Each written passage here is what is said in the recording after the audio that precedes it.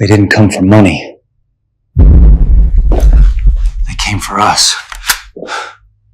My name's Mike Davidson, and 15 years ago, I made the decision to walk away from military intelligence work to build something legitimate and stable in Seattle. I'd spent years doing things in dark places that most people would never know existed, and I wanted out. I wanted to give my wife Sarah and our kids the kind of stable, normal life I never had growing up in the foster care system, bouncing between homes. I founded Davidson Security Consulting with a guy named David Walsh, someone I met through industry contacts who seemed to share my vision of building a reputable firm based on integrity, quality work, and doing things the right way. For over a decade, everything went smoothly and according to plan. We landed solid government contracts, built an excellent reputation in the Pacific Northwest, made good money without compromising our principles. Sarah worked as a pediatric nurse at the Swedish Medical Center downtown, saving kids' lives and coming home with stories that reminded me why stability mattered. Our son Tommy was 14, sharp as a tack and way too perceptive for his own good, the kind of kid who noticed everything and remembered details most adults would miss. Our daughter Emma was 8 years old, full of boundless energy and constantly drawing pictures of our family doing normal family things. We had achieved the American dream, or so I thought. I'd built exactly what I'd set out to create, a life worth living, a family worth protecting, a future worth investing in. About 6 months before everything imploded and my world turned upside down, David started changing in ways that made my instincts scream warnings. He pushed aggressively for expansion into new markets, wanted us to lowball bids to win contracts even if it meant compromising quality, suggested taking on clients that made every alarm bell in my head ring loudly. We built our reputation on being selective, on only taking work we could do with excellence. But David seemed fixated on growth charts and profit margins above everything else. Every time I questioned his judgment or pushed back on questionable decisions, he'd flash that practice corporate smile and talk smoothly about thinking bigger, about strategy and aggressive expansion, about not being left behind by competitors. The arguments between us became more frequent, and I started noticing something cold flickering in his eyes when I opposed his plans. Something that reminded me of people I dealt with during my intelligence days. Sarah never warmed to David from the beginning, which I'd initially attributed to her incredibly sharp instincts about people that came from years of working with families in crisis at the hospital.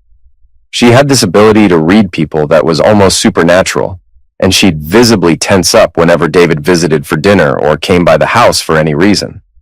Emma, with the brutal honesty of 8-year-olds everywhere, would announce loudly that Mom didn't like Mr. Walsh, which was embarrassing during business dinners, but completely accurate. Tommy would watch David carefully during these visits, studying him with those analytical eyes like he was trying to solve a complex equation that didn't quite add up correctly, like there were variables that didn't make mathematical sense. I started noticing small financial discrepancies in accounts David managed exclusively without my oversight or involvement. Nothing I could definitively prove in a courtroom, just patterns that felt wrong when I reviewed quarterly statements. Money moving through shell companies that didn't seem to have legitimate business purposes, expenses that didn't match up with actual work performed or contracts delivered, clients who seemed more interested in accessing our security credentials and government clearances than our actual consulting services or security expertise. I'd spent years in military intelligence learning to trust those gut feelings, those instincts that screamed when something was off, even if you couldn't immediately articulate why, and something was definitely wrong here. The numbers told a story I didn't want to believe about my business partner. So, I reached out to Jack Morrison, my old Marine buddy who now ran a successful private investigation firm down in Portland, Oregon. We'd served together in intelligence operations across 3 continents, trusted each other with our lives in places and situations that would never appear in any official records or government documents. When Jack sent me an urgent encrypted message asking to meet in person immediately, I knew it was serious. Jack didn't reach out unless something was very, very wrong, and he definitely didn't ask for face-to-face meetings unless the situation was too sensitive for electronic communication. We met at our regular coffee spot near Pike Place Market on a gray Seattle morning. The place was crowded enough for privacy, which Jack always preferred for sensitive conversations about matters that shouldn't be overheard. He arrived exactly on time because Marines don't break certain habits no matter how many years have passed since they left the service, and I could see the worry etched on his face immediately, which put me on edge before he even opened his mouth to speak. Jack slid a thin manila folder across the table between our coffee cups and told me about an FBI agent friend from his army days, a woman named Maria Chen, who'd asked him to quietly and unofficially look into David Walsh's activities and associations. David's name had initially popped up in a federal investigation peripherally, just mentioned in passing during surveillance of other targets. But then things escalated and got more serious very quickly. There were shipping manifests that didn't match actual cargo weights when inspected, warehouse leases under shell companies that had no legitimate business purpose or visible operations, regular meetings with some genuinely dangerous people who had extensive criminal records and active federal investigations. Jack showed me photographs that made my blood run cold. David shaking hands with Ricardo Martinez, a known arms dealer with extensive ties to South American pill cartels and revolutionary groups. Another photo showed David meeting privately with Frank Pierce, a senior Port Authority official currently under federal investigation for corruption, bribery, and facilitating smuggling operations. There were surveillance shots showing David entering warehouses at odd hours, coordinating with people who were definitely not legitimate security clients. My stomach dropped as I looked through the evidence, seeing my business partner's face in compromising situation after compromising situation. Then Jack told me the absolute worst part of the investigation. 2 weeks earlier, a whistleblower had been scheduled to testify before a federal grand jury about illegal weapons shipments moving through Seattle ports using falsified documentation. The guy died in a single car accident the night before his scheduled testimony, which would have blown the whole operation wide open.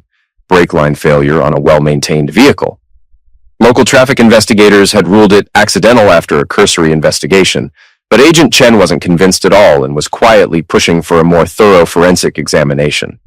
Everything clicked together into horrible focus, like a puzzle I'd been staring at without seeing the actual picture. Every suspicious decision David had made, every questionable client he'd pushed me toward accepting, every time he'd argued passionately for expansion into areas that felt fundamentally wrong, every instance where he'd wanted to cut corners on security protocols we'd established. David had been systematically using our security consulting firm as perfect cover for international weapons trafficking operations. We had government credentials, federal security clearances, legitimate business operations that could facilitate moving illegal shipments through secure facilities without raising immediate suspicion. Our reputation opened doors that would be closed to obvious criminals.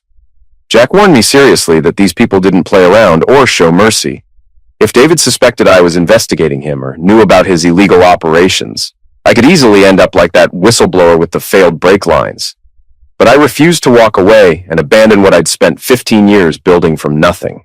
I told Jack I'd handle this carefully and methodically, gather concrete evidence that would stand up in court before making any moves that would expose my investigation.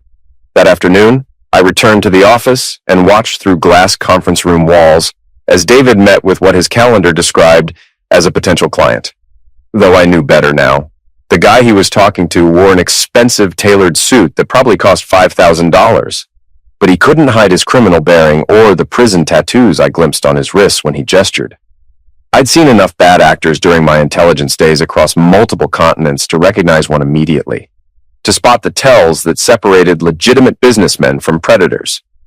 Later that day, while I was sitting in my car outside the office building trying to process everything Jack had shown me, Tommy called my cell phone. He asked casually when I'd be home from work, mentioned they were having tacos for dinner, which was his favorite meal. Then he paused in that way he did when something was bothering him, and he mentioned something about that thing I always told him, about trusting your gut instincts even when you couldn't articulate exactly why something felt wrong. He explained he'd seen David's distinctive black Mercedes parked across from our house during lunch hour, while Sarah was at the hospital working her shift. David had just sat there motionless for about 10 minutes watching our house, then drove away without getting out or making contact with anyone. Ice ran through my veins hearing that information. David was conducting surveillance on my family, watching our home, studying our patterns and vulnerabilities. That meant either he suspected I knew something about his operations and was assessing the threat level I represented, or worse, he was preparing for something, gathering intelligence for an operation against us. Either scenario was absolutely terrifying when you understood what men like David were capable of doing when they felt threatened or cornered. I called Jack immediately from my car and told him what Tommy had observed. Jack's voice was grim when he responded that this was reconnaissance, professional threat assessment, the kind of thing you did before launching an operation. We needed to know David's intentions fast before he made his move. I asked Jack for immediate access to everything Agent Chen had on David, every piece of evidence and intelligence they'd gathered. I also needed surveillance on David starting immediately. 24/7 coverage. Every move he made, every phone call he placed, every meeting he attended. That night after the kids were in bed, I didn't tell Sarah the full details about David's surveillance of our home because I wouldn't frighten her until I understood the complete scope of the threat we were facing. Instead, I installed additional security cameras around our property covering every approach, checked every door and window lock twice, and moved my service weapon from the gun safe in the basement to my nightstand, where I could reach it in seconds.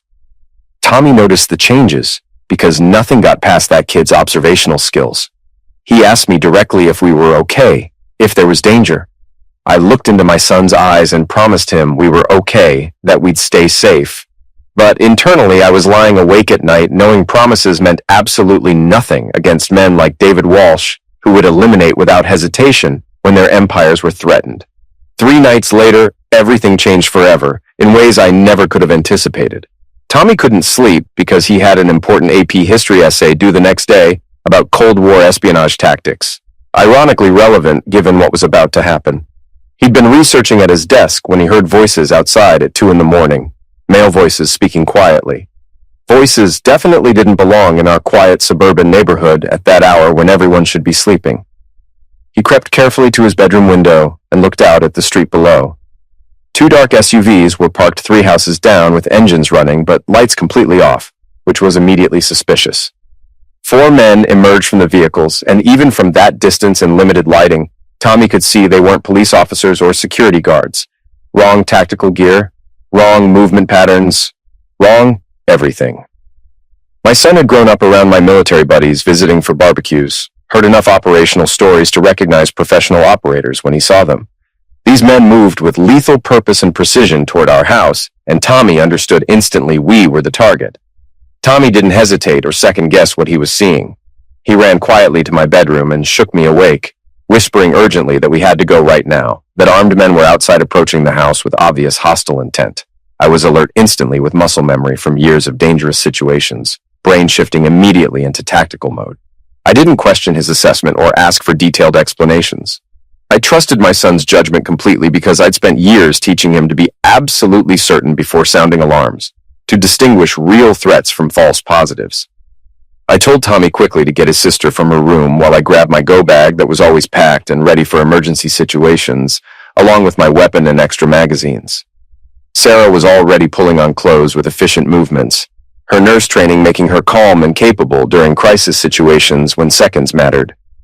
When Tommy woke Emma gently, she was confused and frightened by the sudden urgency, but I lifted her carefully and told her in my calmest voice that we were going on an adventure.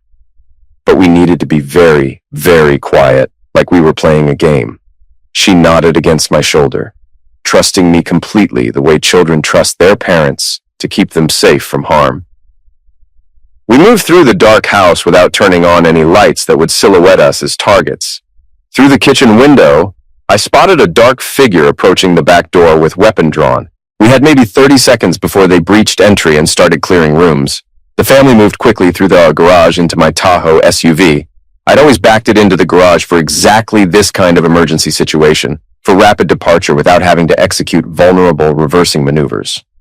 We all strapped in silently with practiced efficiency, and I started the engine immediately, pulling out into the street before the automatic garage door had fully opened. Tommy told me urgently to look back at our house right now, pointing through the rear window. My heart stopped completely. In the upstairs window of Tommy's bedroom, I could see laser sights sweeping methodically across the walls, multiple red dots dancing through darkness searching for targets to designate. Then came muzzle flashes, bright in the darkness as suppressed weapons fired controlled bursts. Bullets shredded furniture and walls, destroying the room where my son should have been sleeping peacefully. Or he would have died if he hadn't been researching Cold War tactics at his desk. I told everyone to get down below window level and accelerated hard, taking the corner at dangerous speed that made the tires squeal. Behind us, both SUV headlights blazed to life simultaneously and began aggressive pursuit. Sarah had her phone out trying to dial 911. but I told her they'd be gone long before police could respond and arrive on scene. This was professional military-style work, coordinated and lethal, planned and executed by people who knew exactly what they were doing.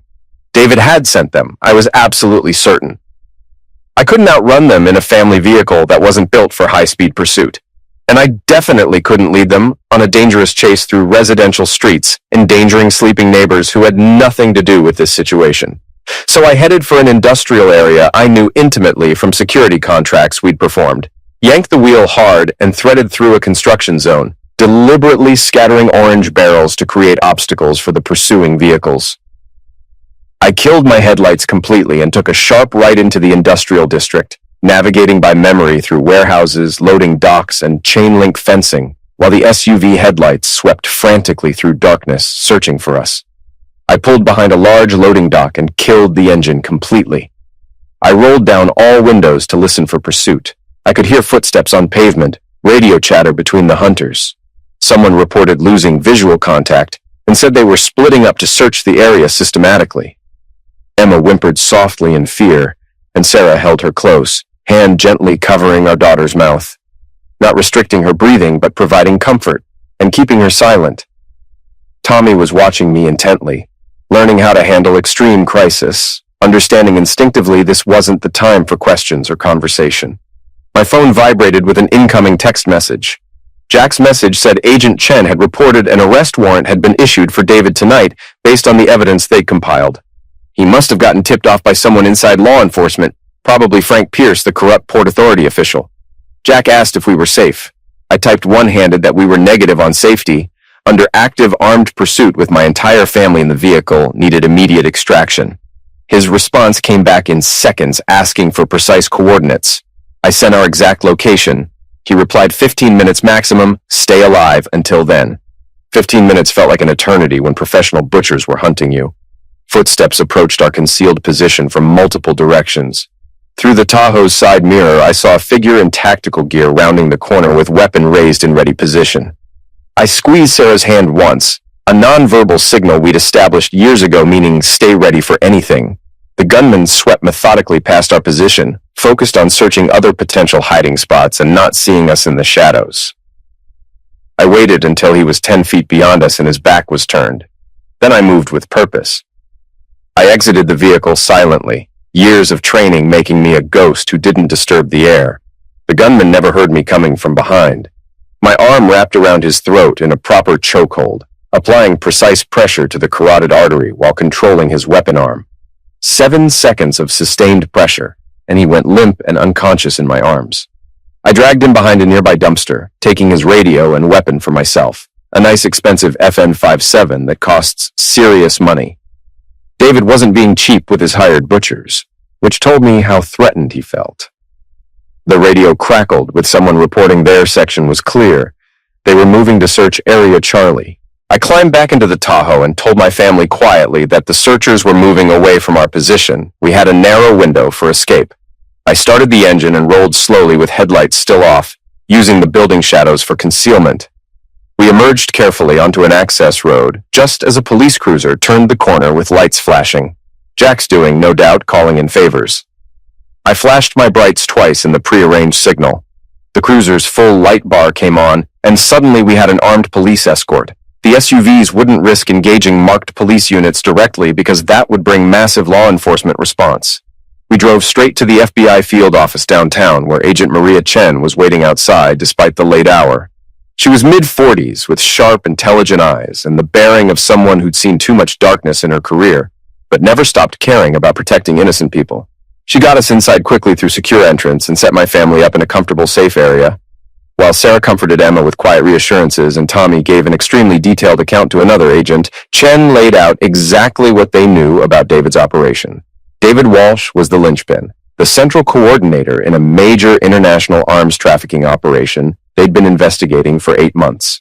Tonight, they were finally moving to arrest him based on overwhelming evidence, but someone had tipped him off about the imminent warrant, almost certainly Frank Pierce, the corrupt Port Authority official who had every reason to warn his partner. David had panicked when he realized his empire was collapsing and decided to eliminate potential witnesses who could testify against him. starting with his business partner who had access, knowledge, and credibility that could destroy him.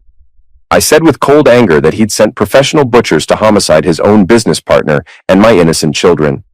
Chen nodded grimly and explained with brutal honesty that I was the ultimate liability in David's calculation. I had access to company records, knowledge of his activities, the kind of credibility that comes from a distinguished military service record. If I testified in federal court, I'd destroy David completely, and he knew it. She promised they'd catch David and prosecute him to the fullest extent of federal law. But I told her firmly that wouldn't be enough, not nearly enough. David had sent trained butchers to my home, tried to homicide my sleeping family, including 2 children. I'd seen men like David before during my intelligence career, men protected by expensive lawyers, political connections, and mountains of money. Even if law enforcement caught him, he might walk on technicalities or cut some sweetheart deal through legal maneuvering. I said I'd handle this situation my way, and all I needed from her was to keep my family safe while I worked. Chen warned she couldn't officially let me obstruct a federal investigation. I told her calmly she couldn't stop me either, and we both knew it. I'd spent 15 years in military intelligence doing things that would make David's arms trafficking operation look like amateur hour. He'd made this personal and brought my children into it. I knew who I really was underneath the security consultant facade I'd built, and David Walsh was about to discover what happens when you threaten a man who's been trained to eliminate threats. The FBI safe house was a nondescript rental property in Bellevue that looked like every other suburban house on the block. While Sarah tried maintaining some semblance of normalcy for Emma with morning cartoons and making breakfast, Tommy and I sat at the dining room table reviewing evidence with Chen and Jack, who'd arrived with additional intelligence. David's network was absolutely massive, stretching across 4 states and involving dozens of co-conspirators at every level. He'd been trafficking military-grade weapons to buyers in South America, Africa, and Eastern Europe for 3 years. The profits, nearly $40 million over that period, flowed through legitimate businesses, including my company that provided perfect cover. He'd systematically used our government credentials and security clearances to access secure facilities and move illegal cargo without raising immediate suspicion. But the real breakthrough came when David's wife Patricia showed up at the FBI office 3 days later looking devastated, but absolutely determined. She requested protection and said she was willing to testify against her husband despite the obvious personal cost. In the interview room with me watching through one-way glass, Patricia explained she hadn't known at first about David's criminal activities. He'd been charming and successful when they married 5 years ago, everything she'd wanted in a partner. But about 2 years back, he'd changed dramatically, more secretive, prone to angry outbursts, increasingly paranoid. He'd disappear for days with vague explanations about business travel. Patricia said she'd realized something was seriously wrong 6 months ago when she overheard a phone call in his home office. Ricardo Martinez had been threatening David about an intercepted weapons shipment. David promised angrily it wouldn't happen again and threatened consequences. She started investigating quietly on her own, copying files from his computer late at night, photographing documents. She assembled everything onto a flash drive that contained financial records, shell companies, names of everyone in his network, shipping manifests, everything needed to dismantle his operation. I entered the interview room and asked her directly why she was coming forward now instead of 6 months ago when she first discovered the truth. Patricia's voice broke with emotion as she explained that 3 nights earlier, she'd heard David on the phone in his study ordering my family eliminated. His exact words were, "The Davidsons know too much. Clean it up thoroughly, all of them, including the kids." That's when she finally accepted she'd married a genuine monster. She admitted she'd called 911 anonymously that night to report a credible threat to our address, which was all she could do without David discovering her betrayal. Over the next 2 days, we worked intensively with FBI analysts cross-referencing Patricia's data with their existing intelligence. The picture that emerged was absolutely staggering in scope. David's network involved corrupt port officials who altered shipping manifests, customs agents who looked the other way during inspections, warehouse operators who provided secure storage facilities. Frank Pierce had been David's primary enabler for years, altering official documents and misdirecting inspections in exchange for massive bribes. The whistleblower who died wasn't the first person eliminated. 2 other potential witnesses had suffered suspicious accidents in the past 18 months that were ruled accidental but showed classic hallmarks of professional elimination. But I knew we needed something even more devastating. Evidence so overwhelming David couldn't escape through legal technicalities. I focused on Saul Rios, David's personal attorney, who was also on the criminal payroll facilitating sophisticated money laundering through legal structures. If we could flip Rios to our side, we'd get direct testimony that David had personally ordered criminal activities with no possibility of deniability or blame shifting. Jack arranged through his contacts for me to accidentally encounter Rios leaving his downtown office building after a late meeting. I approached him directly in the parking garage and told him the FBI had his complete financial records, his communications, literally everything. He was next on the indictment list for conspiracy, money laundering, accessory to homicide. I pointed out he had a daughter at Stanford Medical School with a brilliant future ahead. If he went to federal prison, what happened to her tuition, her dreams, everything he'd built for her? I gave Rios exactly one option with no negotiation. Cooperate fully with the FBI, provide complete testimony against David in exchange for immunity from prosecution and witness protection. Otherwise, the deal expired, and he was on his own facing life imprisonment. 43 minutes later, Saul Rios walked into the FBI office and agreed to testify against his former client. But I knew David still had one dangerous card left to play. He had someone on the inside, someone in law enforcement feeding him information about the investigation. Tommy helped identify the mole, reviewing security footage Jack had obtained, and noticing a silver Honda Civic that appeared multiple times outside the FBI office at odd hours. The car belonged to Agent Jeffrey Wills, a junior investigator on Chen's team, who'd been present during every briefing and had access to all case files. David had gotten to Wills somehow, probably by offering desperately needed money to help pay for Wills's daughter's leukemia treatments that insurance wasn't covering. We decided to use Wills to set an elaborate trap. Chen announced they were moving David to federal court for arraignment the next morning. Fed Wills the false route and precise timing through an official briefing. The real secure transfer happened an hour earlier, through a completely different route. The decoy convoy with an armored vehicle and full security detail rolled out as planned on the route Wills had been given, and I rode in the follow car with Jack and 4 heavily armed FBI agents. David's people hit us exactly where I'd predicted at a railroad crossing with limited visibility. A semi-truck stalled across the tracks, blocking the convoy's forward movement. Before we could reverse and find an alternate route, 2 cargo vans pulled up behind us, boxing us in completely. 8 gunmen emerged with military body armor and automatic weapons, moving in coordinated fire teams. These were professional operators, not street thugs, but we were ready and waiting. The armored vehicle's hidden gun ports opened simultaneously, returning overwhelming suppressive fire. The supposedly stalled semi-truck revealed FBI marksmen who'd been hidden inside the cargo area. The vans found themselves surrounded by tactical teams that had been positioned an hour earlier. The gunfight lasted 90 intense seconds. When the shooting stopped, 6 attackers were in custody. 2 were dead, and none had escaped. The lead gunman was Ricardo Martinez himself, David's right-hand man and primary enforcer. When he saw FBI SWAT instead of an easy target, something broke completely in his confidence. Chen offered him a stark choice in the back of a federal vehicle. Testify against everyone in the organization and get relocated with a new identity through witness protection, or face life in federal prison where David's people would eventually eliminate him for failing the rescue mission. Martinez agreed to testify and provide evidence. David's trial opened on a cold November morning. The federal courtroom was crowded with reporters, onlookers, and people whose lives he had wrecked.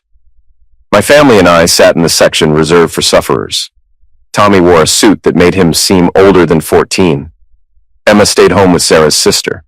She was too young to face what was coming. Sarah held my hand and didn't let go.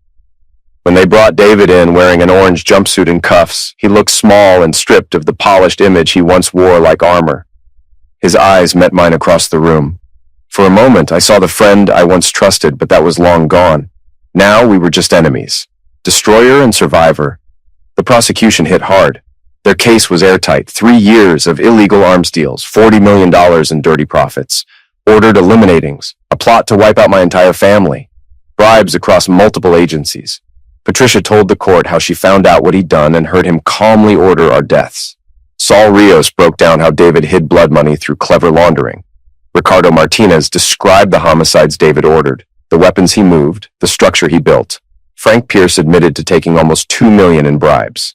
On day 16, I took the stand. I told the story piece by piece, how I found the missing money. The night-armed men came for us, how laser sights swept Tommy's room, how bullets shredded the place where my son should have been asleep. David's lawyer came at me hard on cross. He hinted I'd broken the law myself. I explained how I'd only fought back when attacked. I reminded him I'd given Rios a legal way out to save his daughter. I worked with the FBI by the book. I stared the man down and asked if he really thought I should have stood by while hired butchers hunted my children. Then David made a fatal mistake. Against his lawyer's advice, he testified. He claimed dangerous people forced him to cooperate, said he never wanted anyone hurt, but the jury heard the recordings, David's own voice ordering them to clean it up, kids included. His lies crumbled fast. The jury was out for just 4 hours, guilty on all 37 counts. His face went pale. Patricia cried. Sarah squeezed my hand. Tommy gave a single nod. Justice had landed. 2 weeks later, sentencing. The judge, a stern woman in her 60s, told David he'd had everything: money, power, family, and traded it for greed. Worse, he'd tried to eliminate children to cover it up. She sentenced him to life with no parole, plus another 145 years. David Walsh would die in prison. 6 months passed. I stood in our new Guardian Solutions office on the 10th floor downtown, looking out over Puget Sound. Jack ran the day-to-day. Chen retired from the FBI to work with us as security lead. We'd already taken 15 cases. Whistleblowers under threat, families hunted by gangs, journalists digging into human trafficking who needed protection. Tommy started high school stronger and more sure of himself.